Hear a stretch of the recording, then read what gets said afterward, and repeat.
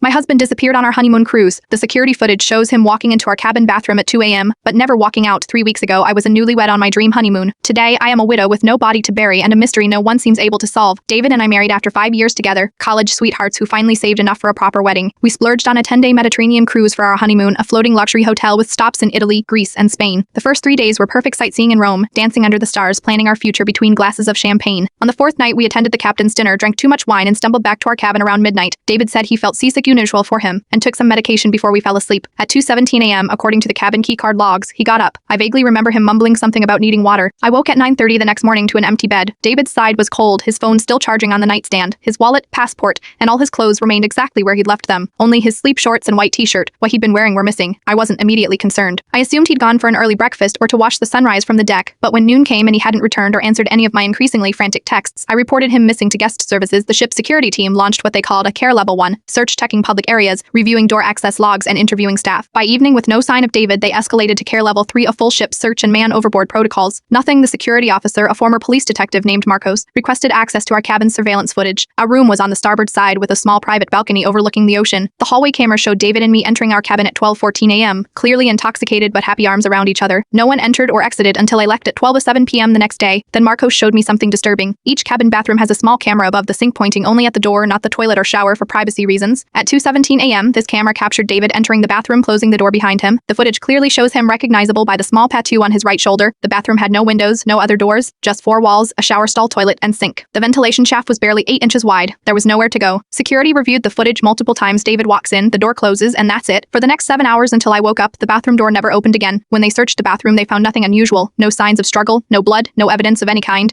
Just my toiletries and David's toothbrush still damp from use the night before. The cruise line contacted maritime authorities, and the ship was held at port in Santorini, while Greek police conducted their investigation. They interviewed me for hours, clearly suspecting I had somehow harmed my husband. They searched our cabin with forensic teams, checked the ship's hull with underwater cameras, and reviewed every second of available footage. Their conclusion was as frustrating as it was impossible. David simply vanished, one theory suggested. He somehow left the bathroom when the ship's power briefly fluctuated at 3:42 a.m., causing a 2-second gap in the footage. But that doesn't explain how he exited our locked cabin without his keycard or appeared in no other camera throughout the ship. Another theory, the one the cruise line seems to favor, is that David somehow went overboard from our balcony, but our balcony door was locked from the inside and the railing was over 4 feet high. David wasn't suicidal. We'd just been discussing having children on our way back to the cabin. I've spent thousands on private investigators since returning home. They've interviewed other passengers, crew members, and reviewed weather data from that night. Nothing explains how a 6'2" man could disappear from a locked bathroom on a cruise ship in the middle of the Mediterranean Sea. David's parents think I'm hiding something. My friends suggest grief counseling for what they gently call my obsession with the footage. The cruise line has offered a settlement if I sign an NDA, but I can't stop watching those few seconds of video. David walking into our bathroom at 2:17 a.m., closing the door, and then nothing. As if he stepped through a portal to another dimension.